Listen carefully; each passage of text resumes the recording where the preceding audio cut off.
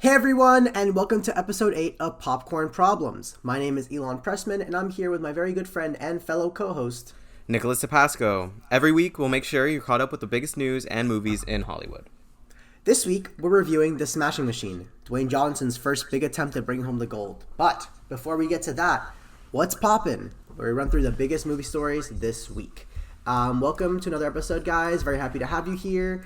Not really the most crazy week when it comes to news and box office, but we still have a few things to talk about. And number one this weekend was Taylor Swift with the official release party of A Showgirl.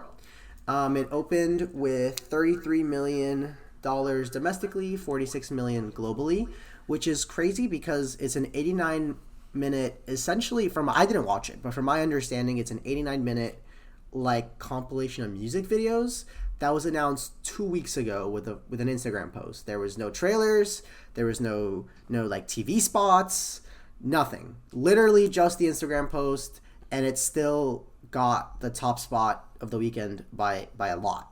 That's crazy. Yeah, and it's only a one weekend event, so if you missed it, you missed it. I guess, Swifties always come out, you know what I'm saying? They always come prepared, I guess. I don't know what to say.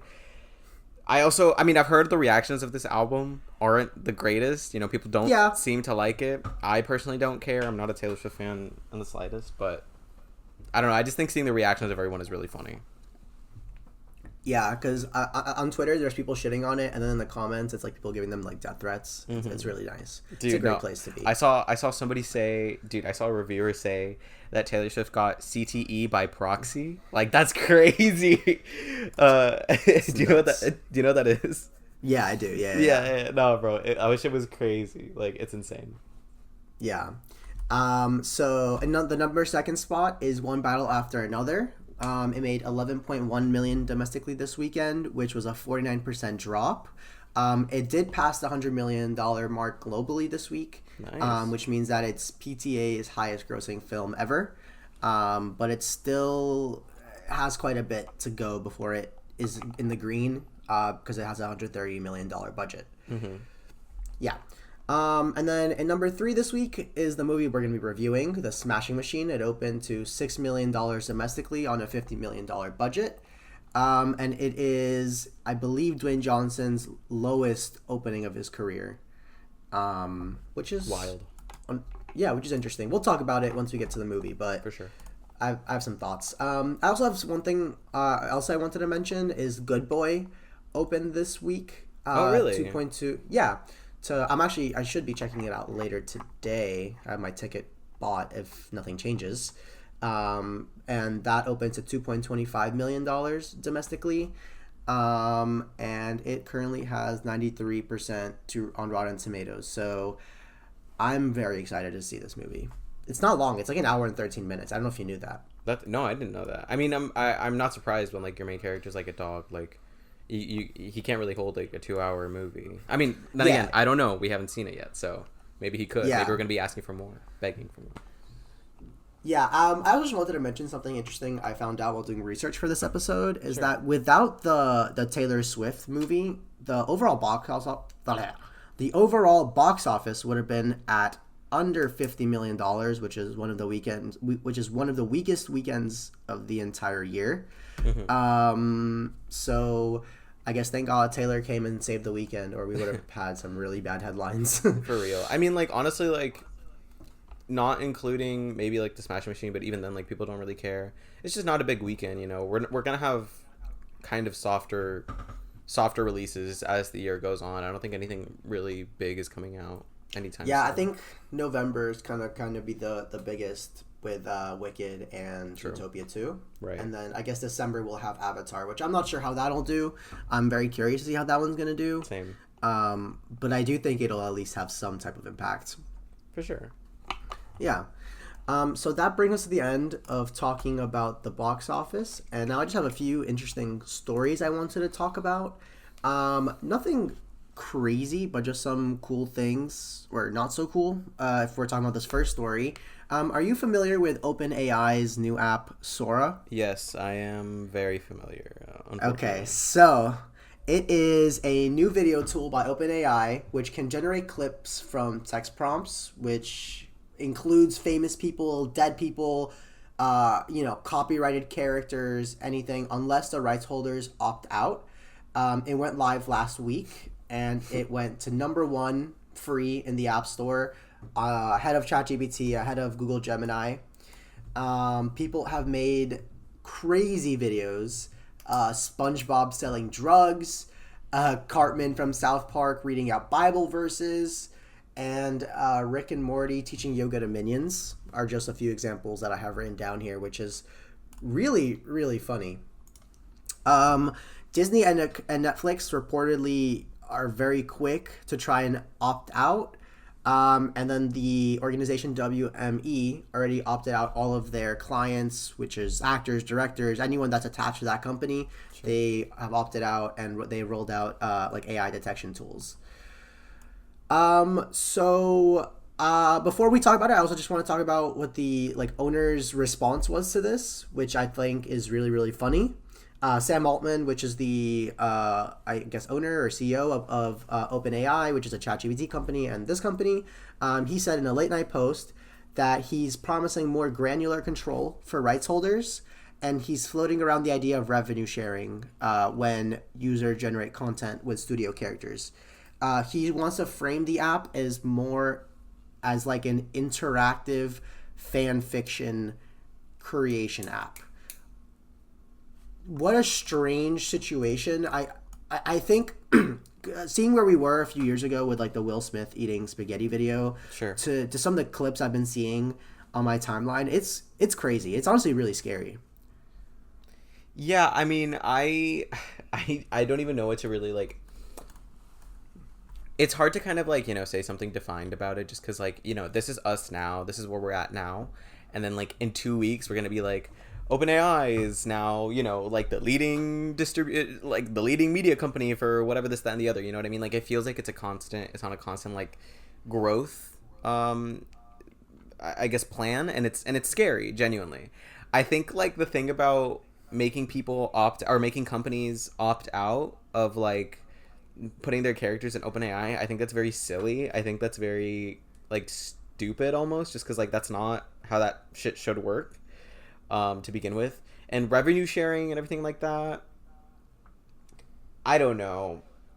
Yeah, it's just gonna be difficult to get a handle over it. Yeah, especially if it's not there from the very start, which obviously it's not. Mm-hmm. It's gonna be really hard to implement it and actually have it be effective. So in my mind, I guess the damage has already been done and is continuing to get done. It's a very strange situation, because I'm not gonna lie, it is funny. Mm-hmm. It's definitely funny for sure. But I've seen some weird stuff on there. Yeah, not all of it's funny, obviously, but a lot of it's funny. But it's not the best, because also I think it's really bad for the environment too. Every video is a lot of money in environmental fees and shit. So yeah, and not just that, and they build these giant data centers in the middle of nowhere, or near towns in the middle of nowhere that produce a lot of noise and a lot of combustion, and just to make these very silly videos, which is what are we really getting out of it? You know what I mean? Yeah, totally. And also I've seen videos of very from Sora AI 2 or whatever it's called, from actual people influencers or whatever you want to call it, streamers, of where it looks like they're being arrested on body cam, or CTV footage of them doing some sort of crime or something like that. And it's all the character stuff that's very, it's silly and fun and interesting, and seeing where these characters can go in these weird scenarios, that's always you're always gonna get a kick out of that. But there was real world implications to us, you know what I mean? Bro, any one of our ops can just put us in an AI video of us doing something. It's bad, and then just call the cops on us. You know what I mean? Yeah, I'm very curious to see when the first time this is really gonna have a use in let's say a court case, the first time that people are gonna actually use this to try and frame someone, or try and get try to prove their innocence, whatever it may be. I'm very curious to see how it's going to get handled, because it's just such a new piece of technology that really just came out of nowhere the past few years, and we're just gonna have to adjust the world to accommodate for it, and I think that's pretty interesting. Yeah, man. I don't even. It's we're just gonna have to see how it keeps going, how it devolves. Yeah. What it means for us and our future, and just like the world and its future in general. It's just gonna be a development. For sure. Yeah. Yeah. So the next thing I wanted to talk about, which I just think is really funny. Before I say anything, have you seen any of the Fast and Furious? Are you at all familiar with Fast and Furious? The only Fast and Furious movie I've seen fully from beginning to end is Hobbs and Shaw, which is quite appropriate for this week's movie. But yeah, that's it. Okay, I'm aware of it though. I know what happens in the series. I know it's like about cars and they go to space and all this bullshit. Well, not all this. Yeah. Bullshit. Yeah. So the ninth one came out in 2023 and ended with probably like the most bizarre, like I don't even want to call it a cliffhanger because it's just ridiculous what happens. They if you don't want to get spoiled, just skip forward like a few minutes. But the movie ends with Gal Gadot's character being revealed alive, and like saving a few characters out of a completely unescapable situation. So like that happened. Majority of the like supporting cast members are all allegedly dead. Like the movie ends with them being dead, and like obviously they're not dead because that's like 5 of the main supporting cast. Right. But to us, they're dead, right? And then what's it called? Whose character? Vin Diesel's character and his son are like in like a really unescapable situation. It's just like they really wrote themselves into a corner here, and I don't know what the fuck was going on over there. But that's just context of how Fast 9 ended. That was 2023. We're in almost 2026, and we've heard nothing. Well, that's not true. We have heard stuff. We've heard from Vin Diesel's Instagram, him talking about how they're working on the film. This past week, we've got some official updates on the film, and it's a little funny, and it's a little contrast to what Vin Diesel's been saying. So I'm just going to run through this, and then we can talk about it. So the movie isn't even greenlit. Oh, there's okay. Yeah, the movie isn't greenlit, and it's only going to get greenlit if they can get the budget down to $200 million. Which, okay. Yeah, I'm very curious to know. Yeah, okay, you were gonna say. Yeah, the last one. Sorry, I said Fast and Furious 9 this whole time, didn't I? I think so. Yeah, but I just know it's Fast the 10th 10. one. Yeah, Fast. Yeah, 10, it was Fast X. Sorry, that was the 10th one. That one was made for $340 million. Wild. Do you know how much we got at the box office? Yeah, I do. $705 million. So I don't think it turned a budget, turned a profit, or it just turned a profit, like after the promotion and all that. But so here's our current status of the film. So there's no approved script. The latest draft was estimated to be $250 million to produce. Like I said, they're only going to make it for $200 million. No official release date. Most of the cast don't even have deals to return for this one. And Vin Diesel's typical $25 million paycheck is now becoming negotiable. Some of the stars may even be cut to save costs for this movie. So I think this is crazy. I think it's really funny how like such a big franchise could be in such a shitter position right now. I think it really just shows how like I feel like before, if you had a huge budget and huge stars, you were pretty much all but guaranteed to like make a profit and be successful. But recent movies just continue to prove that is not true.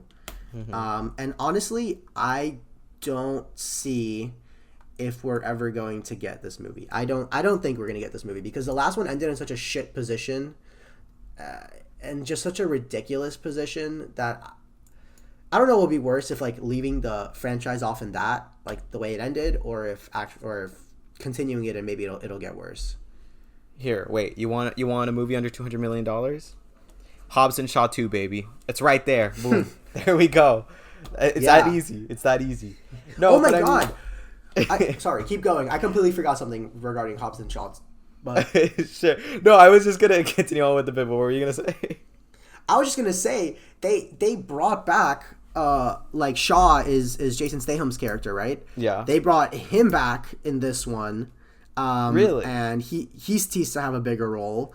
And then they brought back The Rock after him and Vin Diesel finally like fixed their shit. Yeah, because they were beefing, right? He was in the post-credit scene, like teasing him coming, and they just said like the whole ending of that movie was just like setting up the second part that we're probably never gonna get, and I think that's funny. I mean, what are you gonna say? It's the end of big franchise movies, bro. People don't give a shit about that anymore. People really don't give a shit anymore. They really don't give a fuck. Which is interesting to see. Like, what do people care about? Because if big names and franchises don't get people's butts in seats, like, I also don't think people don't care about like stories like that. I mean, some do. There are certainly like movies out there. I guess maybe like an example would be One Battle After Another, even though that hasn't been like the biggest box office winner or anything like that. But like it's kind of hard to get a grasp of like what do general audiences care about these days. Like, do they just want fucking, I don't know, like, do they want new, do they want old, do they want nostalgia? Like, it's kind of hard to just get a handle on. It is really tough. I feel like being an exec right now, deciding what people want, because I don't think people even know what they want, because their opinions literally on a movie will switch from one week to the next. I mean, I remember when Deadpool and Wolverine came out. That's not a perfect movie, but it's definitely not bad. I don't think that's a bad movie at all. Sure. I think it's very fun. I love that movie. When it came out, I feel like Twitter loved that movie. Comic book Twitter loved that movie, and they were talking how great it was. And now they'll try to make you think it's like the biggest piece of dog shit ever.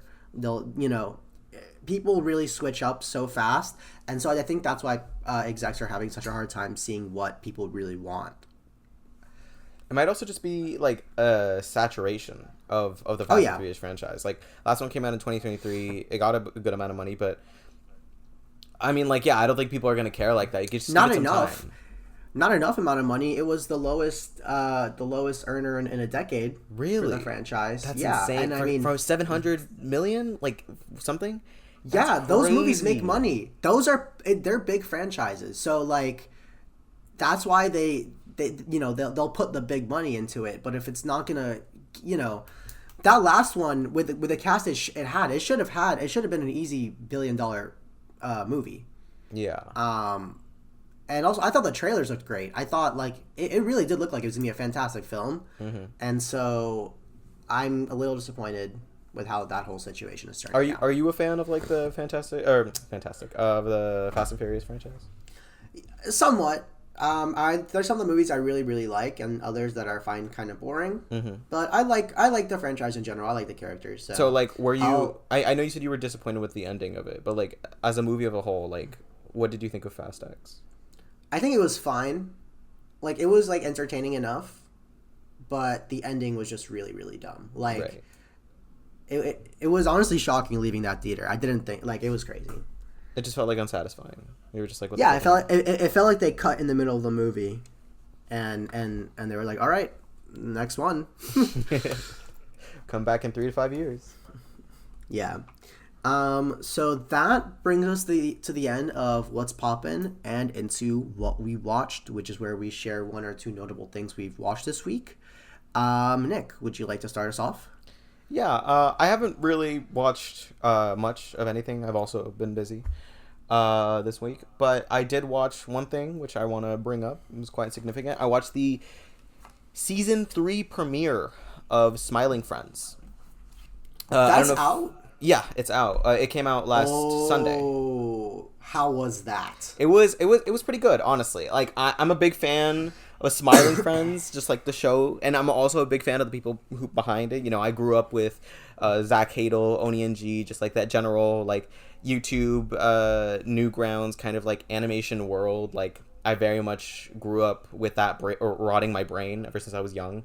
So like seeing like Smiling Friends become a thing ever since the beginning, like ever since season 1, was just insane to like think about, like, oh my god, these like YouTube stars that like I've been watching for so long like are actually like making it to the mainstream, and doing it while also like doing their own signature style of comedy, like not shifting for anything. I love it, you know what I'm saying? I love season 1, I love season 2, and season 3 I'm excited for it, you know what I mean? This episode, it was great, honestly. I feel like a lot of people kind of what you said about Deadpool and Wolverine. A lot of people are like starting to turn on it, just being like, oh, it's like whatever, it's mid, they're past their prime when it's like literally only season 3. I can see, I can maybe see like why people are kind of are kind of like having that sort of idea.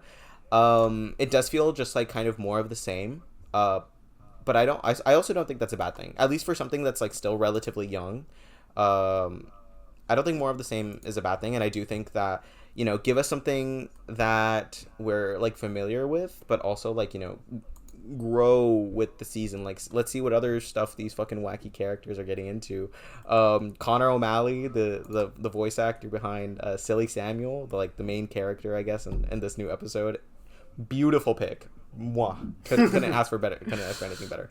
It was just hilarious. You know what I mean? Like, what can I say? Yeah. And it was just one episode that came out this week? Yeah, it was just one episode. They're dropping every Sunday, I believe. Cool. So yeah, I mean, once the whole season finishes, I might have more thoughts on it, about that.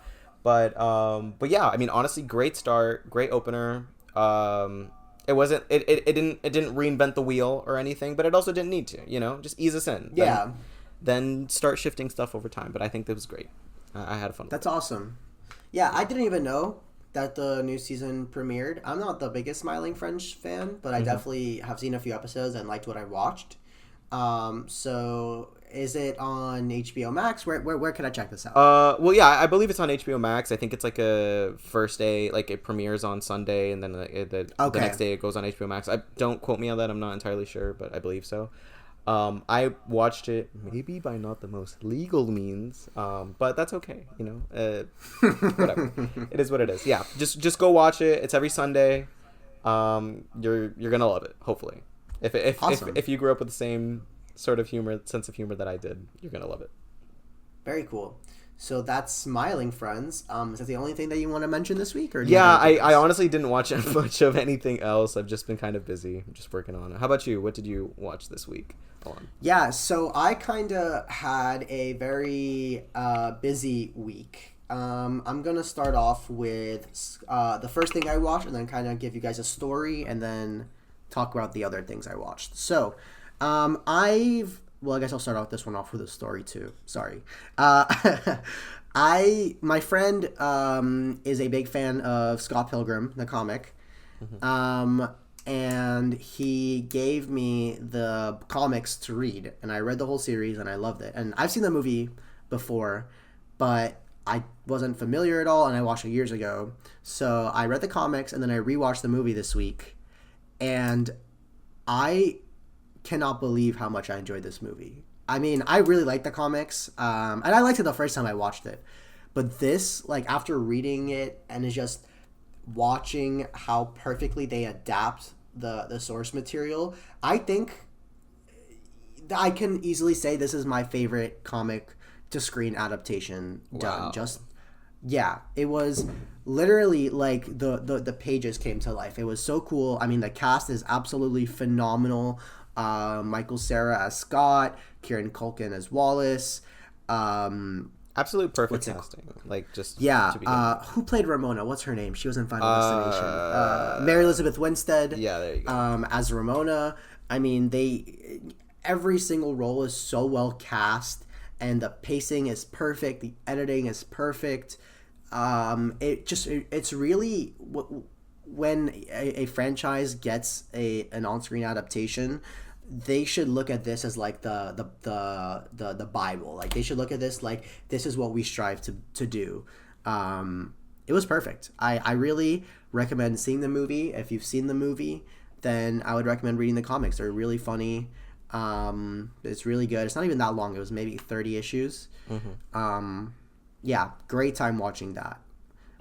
Did you after reading the comics, like, did you feel like anything was like missing, or just like something that you would have liked that they put in the movie, that they would have put in the movie but they didn't, or anything like that from the comics? Genuinely, no. I don't know what they did to like condense the comic run into a single movie, but they genuinely did it so perfectly. Like, everything that needed to be there was there. There was nothing that I can tell you like, oh, I wish they included this, because it was there. it was honestly so refreshing to watch an adaptation that's so honest and so loves the source material. That it was a great time. I definitely recommend watching it. Have you? I'm sure you've seen the movie, right? Yeah, I've seen the movie and I've read the comics. It's great. You know, I don't know. I don't really know what else to say to like add on to it, but I feel like, you know, it all really just goes to show how great Edgar Wright is with like just like these big stories, and like I feel like honestly like that's really what makes the movie so great, and like how he condenses so much information into like so little time, because it's also not the longest movie in the world. It's like what, like it's maybe not. It was an hour 50. It's an hour 50 exactly. So yeah, like it was incredible. All thanks to like his fast-paced editing and just like knowing what to focus on, knowing not what to like leave out, like what you said. Yeah, I mean, it's up there. It's one of my top favorite movies of all time. Like, yeah, I watched it as a kid, and I fell in love with it ever since. It's really good. Yeah, it was really, really good. And when I read the comics, like I fell in love with Scott Pilgrim all over again. I do like how the comics, like, I guess, like, characterize the side characters a lot more. You know, they don't when I feel like obviously you get a lot more character development for sure, because it is a much longer piece of media. Mm-hmm. But everything that you need for an adaptation is present in the movie, and I think that should be applauded, especially with the level of some adaptations that we get these days. For sure. And I also just like, I love the fact that like the movie is not afraid to be like from a comic book. Like, you know, in the movie you see like the paneling, the lettering, you know, all those it's like perfect. The special effects and everything like that. It's like, no, we're a fucking comic book, and you're gonna know that it's a comic book. And I know the movie wasn't very successful when it came out in theaters for the like at first, but it's just garnered this cult following after all this time. It's insane. It's so itself. It's not trying to appease to like mass audiences or anything. Mm-hmm. It's truly what the comic is, just brought into live action. For sure. It's awesome. Have you seen the Netflix show? Okay, so that's the next thing. I was actually going to mention this at the end of the episode on what I plan to watch.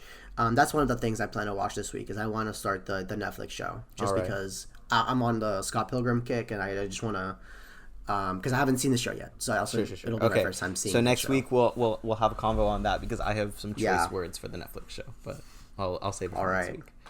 Yeah. So the other thing I watched, which it's kind of three things, but I'm gonna combine them into one. Mm-hmm. I mentioned previously that last month Regal was doing daily old movie re-releases. Mm-hmm. And they're continuing that into the month of October. Thank God. I love that they do this. But this time they're doing it with horror movies. Every day it's gonna be a different horror movie put back into theaters, and I plan to watch a lot of them. This weekend, I caught 3.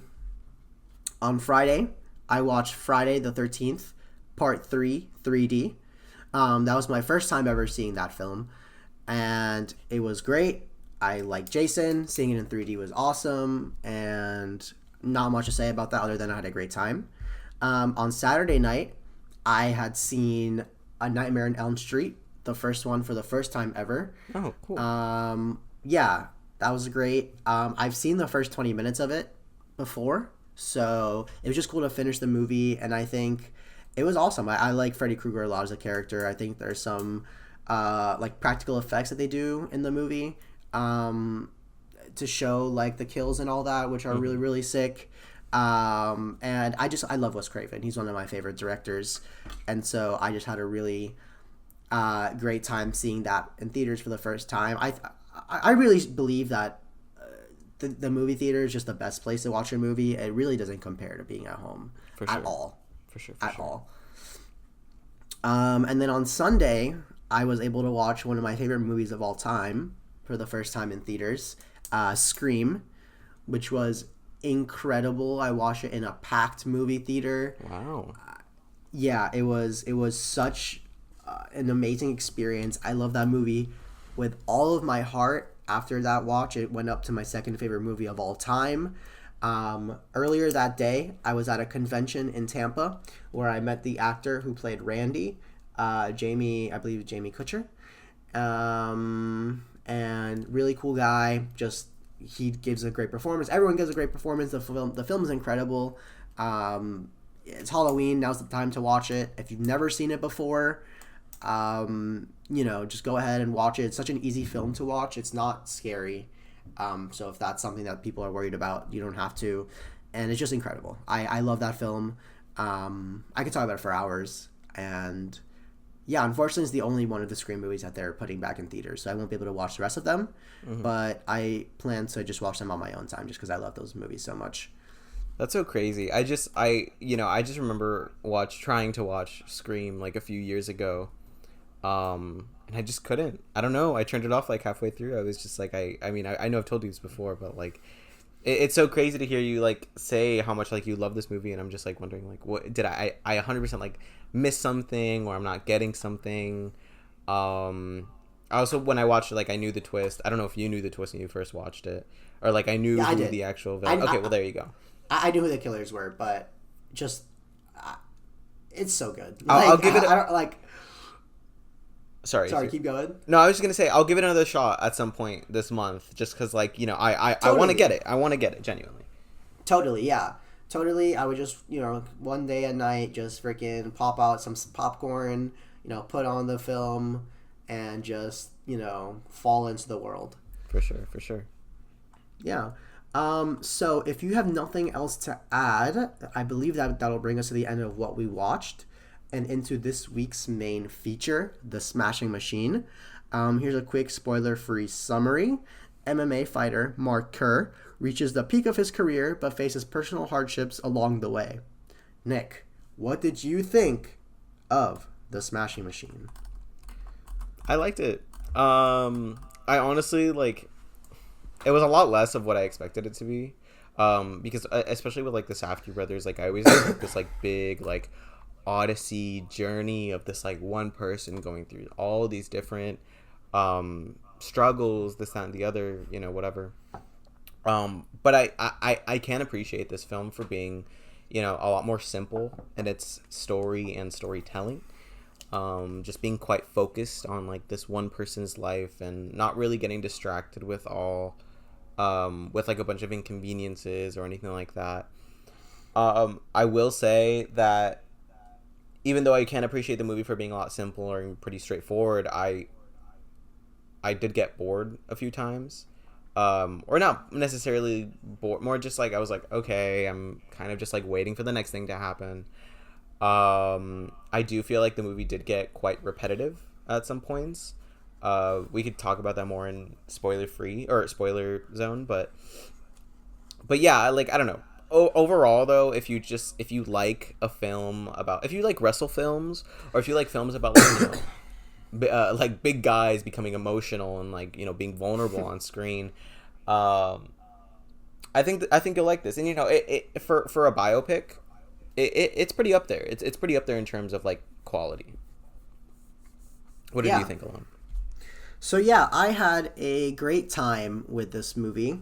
I think it was very different to what I had originally anticipated the movie to be. Maybe it's because I didn't watch the trailers too strongly. I was kind of watching... I've seen the trailer one time, and I saw it just because I wanted to get an idea of what Dwayne Johnson was going to be doing in the movie. Mm-hmm. I wasn't really paying attention to the broader strokes of the plot, so I don't know if they revealed what that is, and I'm not going to really get into that until we get into spoilers. But it's not as much of a fighting movie as much of it is like a character study of Mark Kerr as a person, mm-hmm. and his relationship with his wife. I feel like that was a much bigger part of the movie than the actual fighting. I mean, don't get me wrong; it's still very much a fighting movie, but it's more complex than that. And I really did appreciate that. I wasn't expecting it. I loved the aesthetic that the film like presented itself with. Sure. Like, from my understanding, is they shot this in different ways, like depending on the time, is like they use different like cameras and stuff to kind of match the aesthetic. I didn't notice that. Interesting. Yeah, it's really interesting. It's really cool. I think I haven't seen many of the Safdie brothers, but I think they're what I have seen from them is really good. I really liked Uncut Gems, the crazy vibe in Mm-hmm. that one. I really liked, which is something I'm looking forward to in the other Safdie movie coming out this year, Marty Supreme. But yeah, overall, like I said, I love the aesthetic. I think Dwayne Johnson was really great in it. Mm-hmm. I don't think he should be nominated for an actor. I don't think this is his movie yet. Um, there's some moments, ones that stuck out to me, for example, was whenever he would be crying, Yeah. and there's a few moments of him crying, and I don't know if it was a personal like character choice to for example to cover his face when he's crying, but to me it just kind of seems like that's a way of like not having to show the full performance. I guess see And that. because it doesn't just happen once. Every time he cries he kind of goes and covers his face, and it's just little things like that that I wouldn't say make it say that he earned maybe a nomination he earned, but I wouldn't say he earned the win. But I think this is definitely a step forward in his career, and if he continues this way, then he's definitely gonna have a lot of success in his future because he's definitely talented. He's talented. He has screen presence. He's fun to watch. He's charismatic. It's just he's not there yet. The Oscar it's a crazy award. Not everyone's gonna get that. So I definitely applaud him for putting in the work and the effort for this film, and I think he did great. And I'm very excited to see what he's gonna do next. What's it called? Another thing I wanted to mention that I really liked was the sound design of the True. film. Yeah, so there's not much fighting. There's some, and in the fighting that there is, the score, the sound design, the camera work, it was all just really engaging. It was really nice. It really made you feel like you were actually right next to him, like not feeling the punches, but definitely hearing them. For sure. Yeah, it was really nice to kind of like it really felt like you were there. It really felt like you were there right outside the ring, Mm-hmm. sometimes even in the ring, and I think that's definitely what they were going for, and I think that was really incredible. And then before I pass it back to you, the last thing I wanted to mention was I think the makeup on Dwayne Johnson was really good, um, especially when there's a scene where he buzzes his hair and he goes bald, and so I think that could have definitely made him just look like The Rock again. And he certainly does resemble The Rock, of course, but the makeup it makes him look like a different enough person to where it really works. It really sells that this is not The Rock. This is him in a role, and it's Mark Kerr himself. Yeah. No, yeah, absolutely. A few things I want to mention about what you mentioned. I did notice like him covering his face. I thought there was like one time where I was like, oh, that's like good, you know what I mean? Where especially, I guess this isn't a spoiler, but just like when his this might be a spoiler. Actually, I'll mention this later. Actually, there was one moment where I noticed there was like, I like that choice, but it does keep happening on, and I was just like, okay, well, we could see his The face. first time I was like, oh, maybe he's doing a thing here, but then it happened again, and then I'm like, oh, that's just like the way he's gonna be playing these crying scenes. Yeah. And it didn't fully work. For sure. And about the sound design, I did really like it. Obviously, like in the ring or like when he's like fighting, it you feel it. Like you feel every punch, like what you said. Like I felt my spine getting rocked every single time like that motherfucker got punched, or any motherfucker got punched, really. But there was one moment that I noticed, like at the very beginning, before his first fight that we actually see, not at the very very beginning of the movie, but like, yeah, before his first big fight, as he's in the elevator with his girlfriend and trainer or friend, and then the elevator doors like open, it like, and then like the metal clangs or whatever. It to me, I don't know if this was what they're going for, but like to me, it felt like they were like, this was the real start of the fight. Like before the actual fight happens, like the real start is him with that elevator door opening and like him walking out. Like it just felt like a big like clang, like ooh, like we're you know, fight We're or here. whatever. Yeah, we're here. Yeah. I don't know, and I noticed it too, and it felt really nice. It felt really cool. It did help me immerse within the film. Also, another thing I wanted to mention was the music about the movie, or especially towards the beginning. I thought it was like this, like really like sporadic, kind of disjointed, you know, like percussion and notes here and there. It was really nice.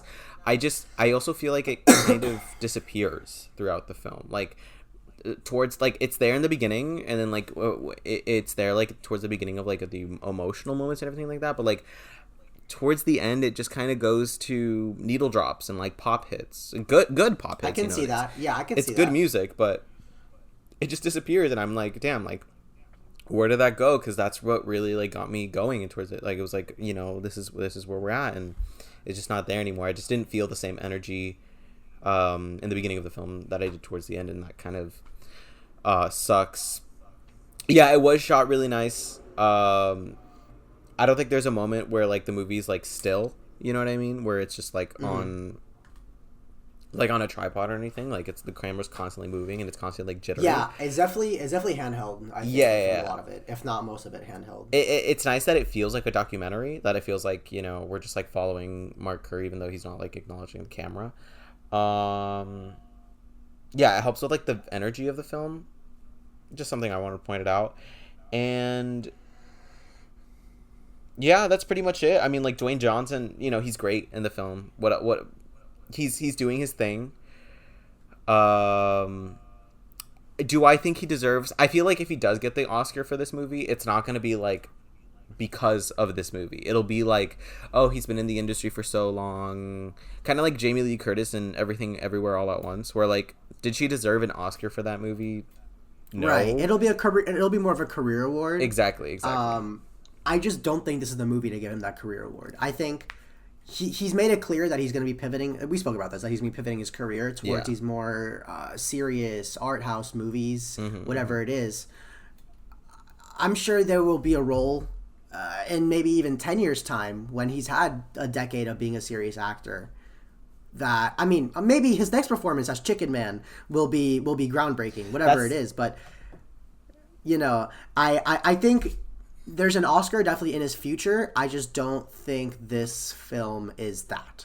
For sure. It's a good starting point, but you don't get the gold on your first game. You work up to it.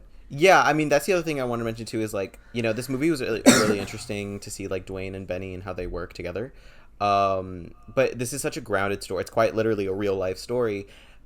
It just makes me think like, how is he going to do the Chicken Man movie or whatever? Like this like grand sci-fi opera or whatever it is.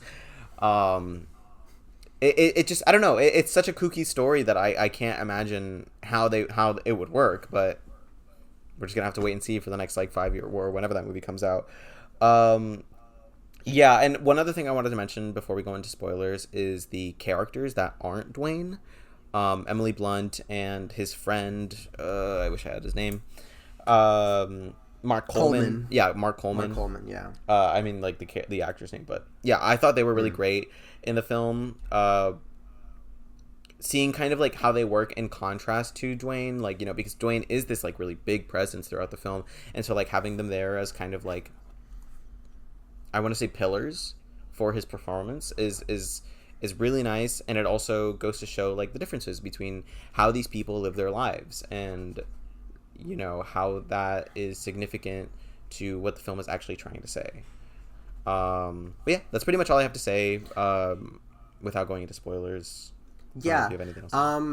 Yeah, it's funny you brought up the characters, because that's how I actually have my spoiler ideas, like my spoiler notes kind of broken down, is by character. So let's just move into spoilers. This is your spoiler warning. If you haven't seen the movie and you plan to, now's the great time to click off. I'm going to start off by talking about just something else I wanted to mention about Mark Kerr as a character. I think the message that they were really trying to... let me start off by saying I'm not familiar at all with Mark Kerr before this movie at all. I didn't know this was going to be a recovery story, and that really was an interesting turn of events in the theater. Like I was expecting a full on like Creed style movie, I guess, and it's not that. Sure. And so I just think the message about like winning isn't winning isn't the only thing that's important, and focusing on yourself and the people around you and not letting that not letting yourself destroy that while aiming for higher was a really like touching message, I feel like, and something a lot of people can really relate to, because I feel like something I do sometimes is whenever I'm striving for a goal, I can sometimes push the people around me away, um, for whatever reason. Mm-hmm. And I think they show that really well, and Dwayne Johnson shows that on his face really well. It's you don't mean to hurt the people around you. It just they're just sometimes easy targets when you're in a bad place, because you're comfortable around people and so you can kind of you feel like you can say whatever you want to them. And I think that was just really interesting to see on screen. I think it worked really well. Dawn, played by Emily Blunt, was honestly a real standout in this movie, and I really wasn't expecting that. I think it's my personal favorite performance by her, and I think that she has great chemistry with Dwayne, and it was very cool to see that relationship unfold on screen. For sure. Yeah, and then I also just wanted to mention the Coleman, like you said, Mark Coleman, and then the coach character, who was coaching Mark, and I can't remember his name for the life of me, but I just want to mention that those are played by not actors; those are real MMA fighters. Really? Okay, that is very And interesting to me. I wouldn't have been able to know. Me I neither. think fantastic performance by both of them. I guess I was gonna say that they sell the role, but they're not selling shit, because they're not playing themselves, but like they're what they actually do, like they're playing like MMA fighters. Mm-hmm, mm-hmm. And it was really nice. It gave a sense of like they really helped to balance out the film, and to specifically Coleman's character really like levels out The Rock.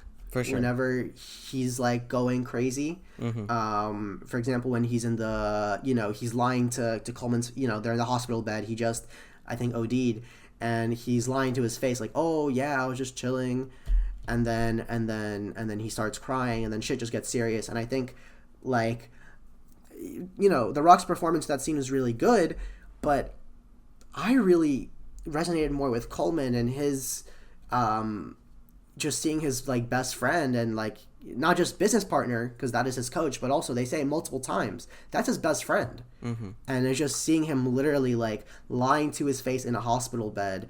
I just thought that was a really touching scene. I think, like you said, it definitely does have a few slow moments. There are some pacing issues, but I just liked the character so much, and I liked the aesthetic in the world that Benny Safdie created, that I just enjoyed spending time with these people, because you really grow to like them. You really grow to care for them. Yeah, I mean, one thing I will say about like the constant mention of his of them being friends, I do think it got kind of like annoying after a while. Just like with the announcers being like, "Oh, this is his best friend," like I get it, well, they're friends.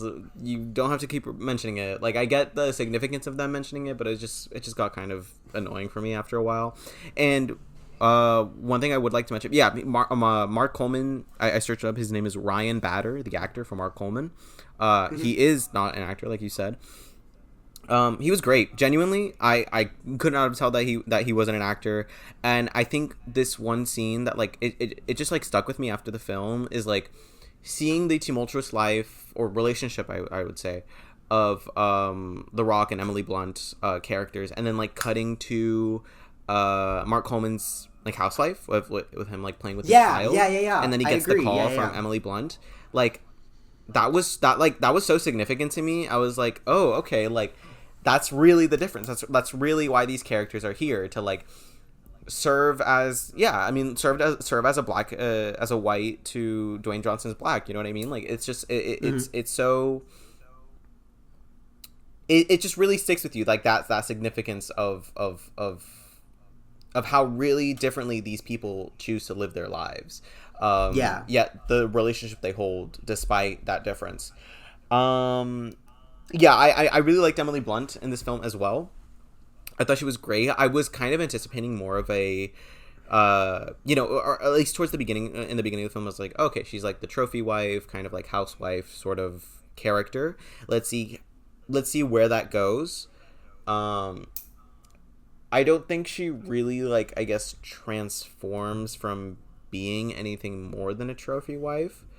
So I would have liked to see, like, her own kind of, like, self in terms of, like, her own self separate from Dwayne. I really did like that one scene where, like, she's with her friend, and then, like, they go drinking, and they're driving or whatever. Because it helped me, like, contextualize her more of as, like, a person separate from Mark. Yeah. But regardless, even though I didn't feel like she was, like, her most self as her own person, I think, like I said, kind of like with Mark, like, her being there as a contrast to Dwayne, and, like, seeing what Dwayne does, how his actions and sometimes inactions or just the things that he says affect Emily's character is I feel like something you don't really see in films. You see how actions affect people's characters, but just, like, people's words sometimes, or just what they do when they're not even thinking about the other person, like how I just thought that was very nice. You know what I mean? It was like a sort of relationship that you don't see on screen. It's either you're nice or it's either a good relationship or a bad relationship, or things are happening or things don't. I don't really know. I don't know if I'm making myself super clear here. No, yeah, I understand. Yeah, I just thought it was nice. I think something that just works to this movie's, like, benefit really, really well is that it's a biopic that's not as interested in being, like, biographical. It's not really, like, telling you too much about Mark Kerr. It's not giving you context for his background, really. It's not giving you too much. It's just putting you into this 3-4 year time period in his life, and you're just there with them. And I think that it really works. It really, really works for me. Yeah, for sure. And it's also not super interested in, like, the showy drama of it all. Like, okay, so I didn't know anything about Mark Kerr. I did, like, do a little bit of, like, research. Like, I watched, like, a YouTube video, just, like, being generally when they first announced this movie that Dwayne was playing this character, I was like, oh, who is this person? Like, so I watched, like, a YouTube video, and I knew he had, like, some sort of struggle with drugs during his career. And going into this movie, I was like, okay, so it's going to be a biopic about, like, a guy going through drugs, and he's also going to be wrestling, and it's also a relationship, and that's kind of what it's going to be about. But I was very surprised to see that, like, actually they get through the whole like, drug thing, like, pretty quickly. Like, I feel like the majority of the film was just him fighting his sobriety, really, honestly. Yeah, which is really different. It's really different than how I think other movies that tackle similar ideas handle it. So it was just absolutely really... Yeah, no, and it also, it's like not really, like I said, dramatic about him doing drugs. It's just like, it's just showing, it's pretty straightforward and straight to the point about, like, him, like, being on the couch and he's just, like, obviously high, or him being with like Emily before the fight, and then, like, he's just, like, not very respondent or anything like that. Like, it doesn't put a lot of emphasis on it because it doesn't feel the need to, because that's not what the movie's about. It's about... Yeah. I honestly, I really felt like this was, like, low-key a romance movie. Yeah, it's 100%. I think it's more of their... Like I said, it's more about their relationship than the actual fighting. And I think that was a really interesting thing to experience in theaters. For sure. Yeah, no, I mean... I liked it for what it was. It gave me something different than what I expected, and I liked that for it. I appreciate it, and I am looking forward to what Benny Safdie does in the future with Chicken Man. Yeah. I also, last thing I wanted to mention For sure. is that I think it was cool how they had the real Mark Kerr in the final scene. Mm-hmm. I thought that was really, it was just a nice touching way to end it. And I didn't know what he looked like in real life, but I do kind of just know that it's him when he shows up on screen. And because for a second I was like, is that Dwayne? But I was like, no, that's probably the real guy. And it was just a nice touching moment. It was a nice way to end the movie. He kind of says bye to the audience, and kind of like a fourth wall break type of little moment, and it's great. It works. It really works for me. It's a nice send off to the film. I also like about that final scene with the actual Mark Kerr. I do like how they like change the aspect ratio of it. I this is just like my analysis of the situation, but you know, the whole movie is presented in like, you know, full screen ratio, and then at the very end it's like it's a more cut off, like boxed. I feel like to me that meant like, you know, Mark Kerr's like life is smaller in terms of like perspective, in terms of like his perspective on just like the things going around him. Like his life isn't this like big showy thing, but it's pleasant, you know what I mean? Like he's doing groceries, he's talking to the people, he's still happy, he's a happy guy, and he's just gonna live his life for the rest on. And I like that. I really like that aspect. It's not a movie about Mark Kerr boxing, it's a movie about Mark Kerr. Yeah, absolutely. So, and I think that's it's a great way of putting it. I don't really have anything else to add. Do you? Me neither. No. In and out. You know what I mean? All right, yeah. So that brings us to the end of the review. What do you plan to watch in this upcoming week, Nick? I do want to watch Good Boy. Thank you for telling me that. That's out. I do want to watch that. What else? I want to finish season 1 of Better Call Saul. I mentioned it last week. But that first season is rough. I was never able to get past it. You know what's crazy? I mean, I'm on literally the last episode, and I just haven't gone through. But honestly, I really like this first season. It's like not the most like showy. It's not the most like, I guess like thrilling. But I like how it characterizes, like, because I've seen the whole show at this point. Like, I'm just rewatching it at this, you know.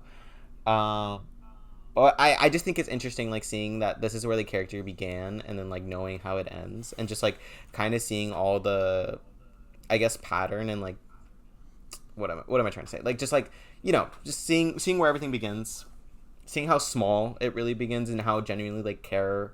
I'll talk about this more next week when I've actually finished the season. Hopefully, maybe season 2 as well. But, yeah, I don't know. I like how genuinely soulful he is in the beginning, and what that turns into towards the end. Yeah. Like I said, I haven't seen the full show. Oh, really? I've only seen part of the first. Yeah, I couldn't finish season 1, but I just knowing where his character ends up in, obviously, Breaking Bad. Eventually, I do want to watch the show just to see that character growth. You should, bro. It's honestly really good. Yeah. So this week, like I mentioned earlier, I plan to watch the Scott Pilgrim show. I'm seeing Good Boy today, and I wouldn't really say this is something that I'm watching, but this weekend I will be going to New York to visit my fellow co-host. We will be attending New York Comic Con and watching Treon Aries, and hopefully filming our first in-person episode. So that'll be really fun. Nice. I'm excited, bro. It's gonna be lit. Yeah, it's gonna be a great time. So I would say that's it for episode 8 of Popcorn Problems. Thank you guys for joining us. If you made it this far, you're the real MVP. We'll be back next week breaking down Disney's latest attempt at saving Jared Leto's career, Tron Ares.